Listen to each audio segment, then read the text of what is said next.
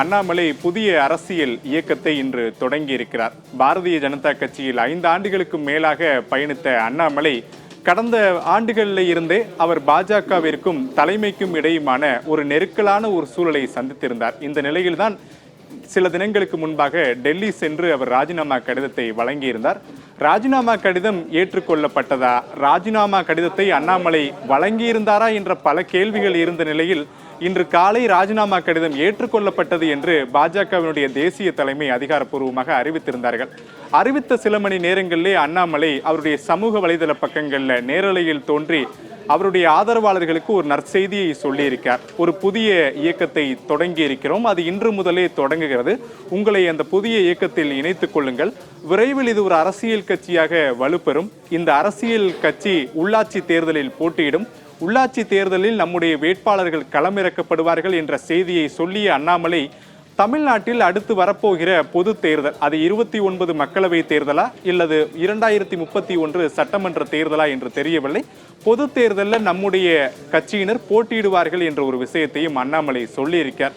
இது தமிழக அரசியலினுடைய பாதையை மீண்டும் வேறு ஒரு கோணத்தில் பயணிக்க வைக்கிறதோ என்ற ஒரு கேள்வியும் எழுந்திருக்கிறது. தமிழ்நாட்டில் அதிமுக திமுகவை கடந்து தவேக நடப்பு சட்டமன்ற தேர்தலில் போட்டியிட்டு வெற்றி பெற்று ஆட்சி அமைத்திருக்கிறார்கள். தவேகவினுடைய புதிய வருகையே தமிழ்நாடு சட்டமன்றத்தில் பல மாற்றங்களையும் தமிழக அரசியலில் பல்வேறு கேள்விகளையும் எழுப்பியிருக்கக்கூடிய நிலையில் அண்ணாமலையினுடைய புதிய வருகை எதை குறிக்கிறது என்ற கேள்வியும் எழுந்திருக்கிறது. இது குறித்து பல்வேறு விருந்தினர்கள் நம்மோடு கருத்துக்களை பகிர்ந்து கொண்டு வருகிறார்கள். மூத்த பத்திரிகையாளர் திரு டி ராமகிருஷ்ணன் நம்மோடு இணைந்திருக்கிறார். சார் வணக்கம். சார், அண்ணாமலை இன்று தன்னுடைய புதிய இயக்கத்தை தொடங்கி இருக்கிறார். பாஜகவில் 5 ஆண்டுகள் மாநில தலைவராக உட்பட பல பொறுப்புகளை வகித்தவர் இன்று இயக்கத்தை தொடங்கி இருக்கிறார். என்ன காரணமாக இருக்கும் அண்ணாமலை ஒரு இயக்கத்தை தொடங்குவதற்கு?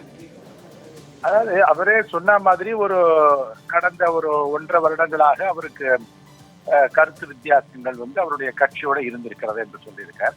அதை கொஞ்சம் எல்லாருக்குமே அப்பவே கூட தெரியும். ஏன்னாலும் நீங்க பாத்தீங்கன்னா அதை விட 2023 மார்ச் மாதமே அவர் என்ன சொல்றாரு, நீங்க அஇஅதிமுகவோடு தேர்தல் கூட்டணி 2024 வைத்தீர்கள் என்றால் நானே விலகி விடுவேன் அப்படின்லாம் சொல்லியிருக்காரு.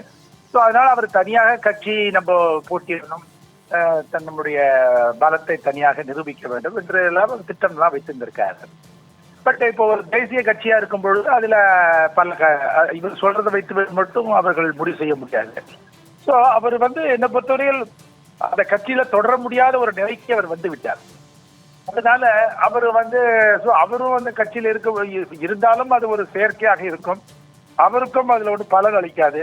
அதனால அவர் அவர் பல விஷயங்கள்ல அவர் ஒரு சுயேட்சையாக நடைபெற வேண்டும், நடந்து கொள்ள வேண்டும் என்று விரும்புகின்றனர். ஓகே, அதுல ஒன்றும் இது இல்லை. ஸோ அதுக்கு பாஜக மாதிரியான கட்சியில இடம் இல்லை அப்படிங்கறத அவர் புரிஞ்சுட்டு அவர் ஐ திங்க் அது கொஞ்ச காலமாகவே தேர்தலுக்கு முன்னால கூட அந்த மாதிரிலாம் பேச்சு இருந்துச்சு. பட் ஆனா அதெல்லாம் வரல. பட் இப்போ இன்னொன்னு என்னன்னா, 2வது பாத்தீங்கன்னா அவருக்கு வயது அவரிடம் இருக்கிறது. 41 வயது தான் இருக்கு.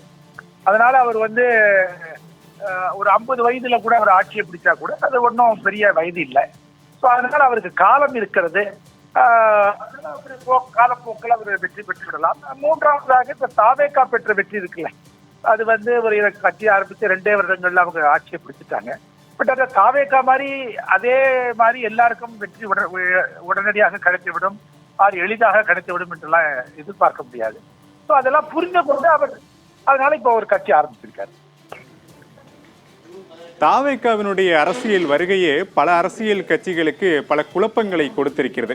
அண்ணாமலை அரசியல் வருகை அப்படின்றது தமிழக அரசியல்ல எப்படியெல்லாம் பிரதிபலிக்க போகிறது, அரசியலுடைய பாதை எப்படி திசை திரும்ப போகிறது, அதை ப்ரெடிக்ட் பண்ண முடியுதா?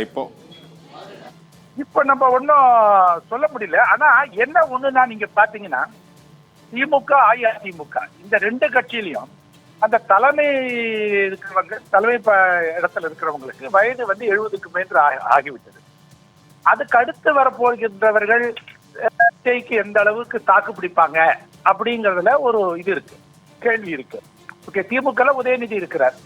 அவர் விஜயோடைய இணைந்து விஜய்க்கு இணையாக அவருக்கு எதிர்த்து செயல்படுவாரா அப்படிங்கிற ஒரு கேள்வி இருக்கு.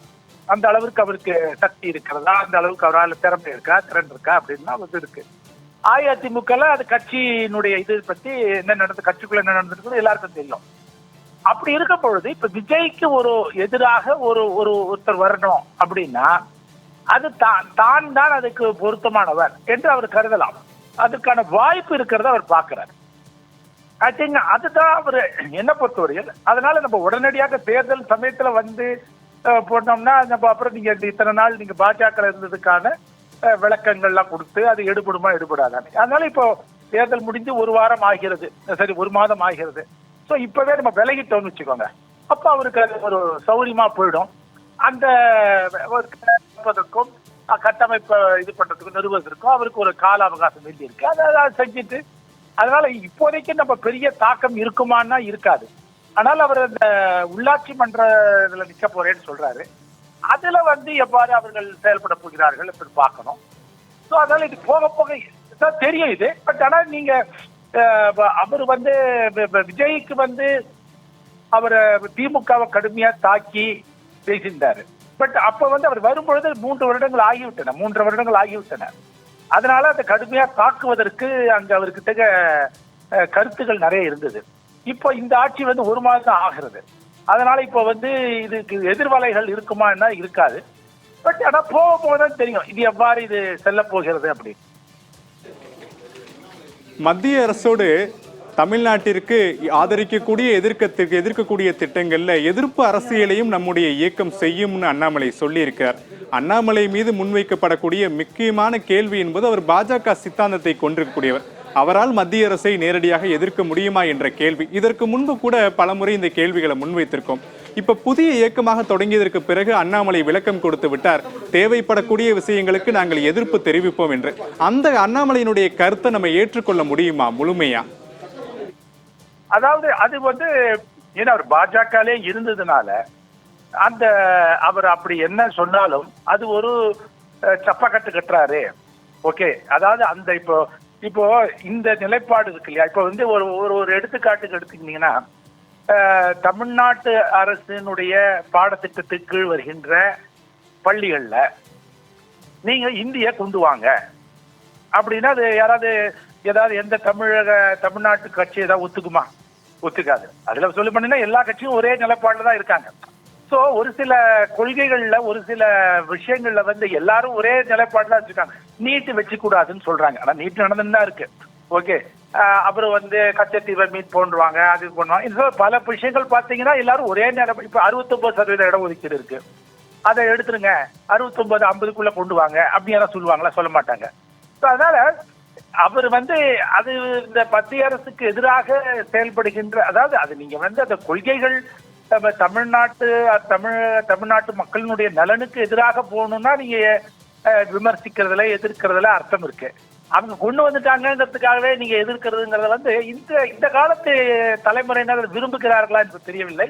இன்ஃபேக்ட் இப்போ நீங்க விஜயுடைய வெற்றியை பார்த்தீங்கன்னா அதை அவங்க விரும்பலங்கிறதா தெரியுது. ஏன்னா விஜய் வந்து பாஜகவை கடுமையா தாக்கவே இல்லை. அவருடைய பிரச்சாரத்திலயா இருக்கட்டும், அவர் 2 வருஷமா பண்ணிட்டோம், இப்போவா இருக்கட்டும். அதனால நீங்க எதுக்கு வந்து இப்ப நீங்க புது டெல்லி எதிர்ப்பு அரசியல்ங்கிறது அது ஒரு சித்தாந்தமாக எடுத்துக்கொள்ள வேண்டும் என்றா எடுத்துக்க தேவையில்லைங்கிறதா என்னுடைய கருத்து. இவர் அதுல இருந்து எவ்வளவு வித்தியாசப்பட்டு இருப்பார் என்று தெரியவில்லை. ஆனால் சில கொள்கைகள்ல அவர் அதை எதிர்ப்பாரு. பட் அதுக்கு வந்து அந்த நீங்க சொல்ற மாதிரி அந்த நம்பகத்தன்மை இருக்கு இல்லையா, அவர் எதிர்ப்பது வந்து உண்மையாகவே எதிர்க்கிறாரா அப்படிங்கிற கேள்வி இருந்து கொண்டே தான் இருக்கும். அவர் வந்து அதை வந்து அவருடைய செயல்பாடுகள் மூலமா தான் அதை வந்து தன்னுடைய நிலைப்பாடுல வந்து நியாயம் இருக்கிறத அவர் நிரூபிக்க முடியுமே தவிர ஆரம்ப காலகட்டத்துல நீங்க வந்து பலவிதமான கேள்விகளுக்கு அவர் உள்ளாகுவார். அண்ணாமலை அரசியல் வருகையினுடைய தாக்கம் வந்து எதிர்வரக்கூடிய நாட்கள்ல தான் நம்மால் கணிக்க முடியும்னு சொல்லியிருக்கீங்க. நன்றி திரு டி. ராமகிருஷ்ணன், தொலைபேசி வாயிலாக கருத்துக்களை பகிர்ந்து கொண்டமைக்கு.